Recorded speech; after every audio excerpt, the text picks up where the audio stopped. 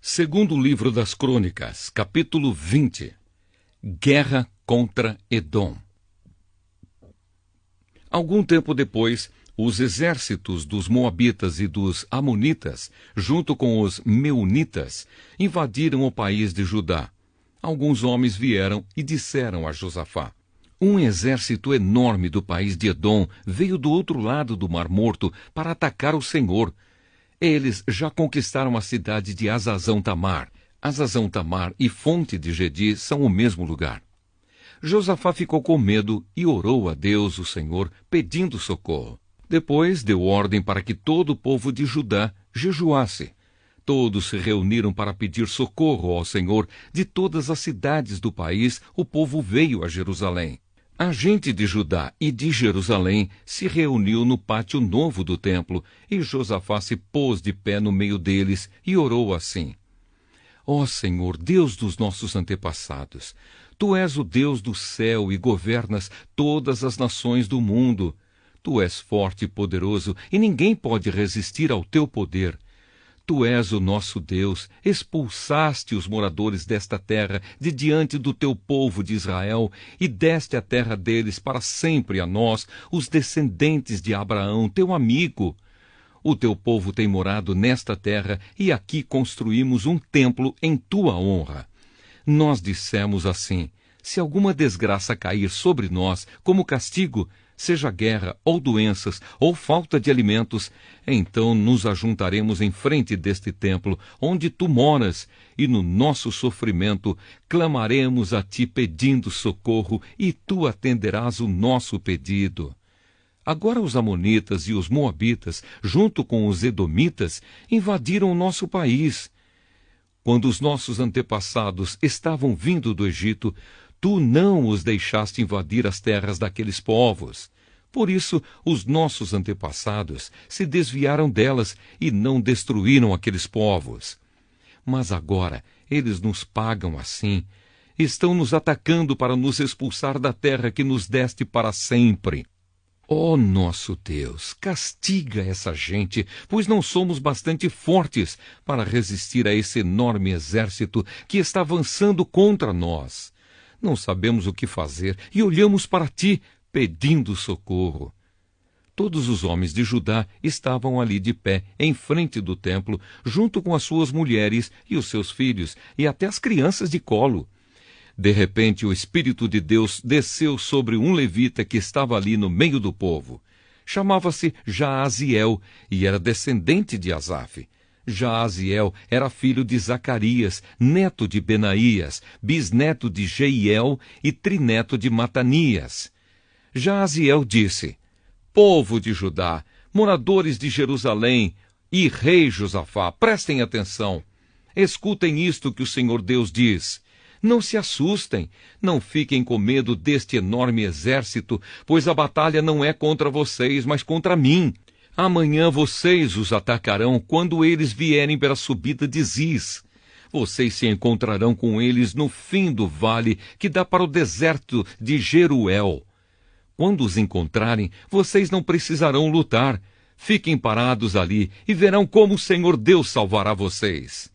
Povo de Judá e moradores de Jerusalém, não se assustem, nem fiquem com medo, marchem contra os inimigos amanhã, pois eu, o Senhor, estarei com vocês.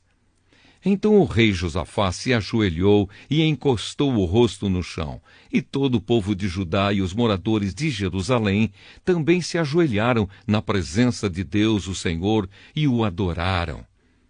Aí os levitas, que eram descendentes de Coate e de Corá, começaram a louvar o Senhor, o Deus de Israel, em voz bem alta. Na manhã seguinte, todos se levantaram cedo e foram para o deserto de Tecoa. Ao saírem, Josafá ficou de pé e disse: povo de Judá e moradores de Jerusalém, escutem! Confiem no Senhor, seu Deus, e estarão seguros. Confiem nos profetas dele, e tudo que vocês fizerem dará certo. Depois de consultar o povo, Josafá ordenou que alguns cantores vestissem roupas sagradas e marchassem à frente do exército, louvando a Deus e cantando assim: louvem a Deus, o Senhor, porque o seu amor dura para sempre. Logo que começaram a cantar, o Senhor Deus causou confusão entre os moabitas, os amonitas e os edomitas, e eles foram derrotados. Os amonitas e os moabitas atacaram os edomitas e os destruíram completamente. Depois, os amonitas lutaram contra os moabitas e os dois lados também acabaram se destruindo. Quando o exército de Judá chegou a um lugar alto, no deserto, eles viram o chão coberto de mortos. Ninguém tinha escapado com vida. Aí Josafá e os seus soldados avançaram e começaram a pegar tudo o que havia no acampamento inimigo. Encontraram muitos animais de carga, armas, roupas e objetos de valor. Levaram 3 dias pegando as coisas, mas havia tanto que não puderam levar tudo. No 4º dia, todos se reuniram no vale de Beraca e louvaram o Senhor.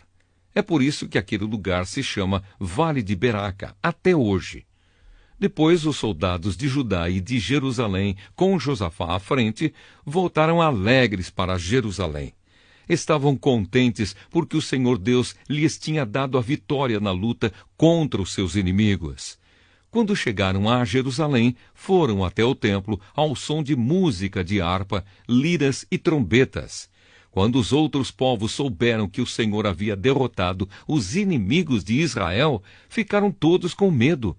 Assim o reinado de Josafá continuou tranquilo, pois Deus lhe deu paz com todas as nações vizinhas.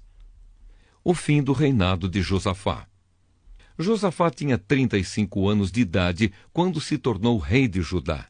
Ele governou em Jerusalém 25 anos. A sua mãe se chamava Azuba e era filha de Sili. Como Asa, o seu pai, havia feito antes dele, Josafá fez o que o Senhor Deus considera certo. Mas os lugares pagãos de adoração não foram destruídos, pois o povo ainda não tinha resolvido adorar somente o Deus dos seus antepassados.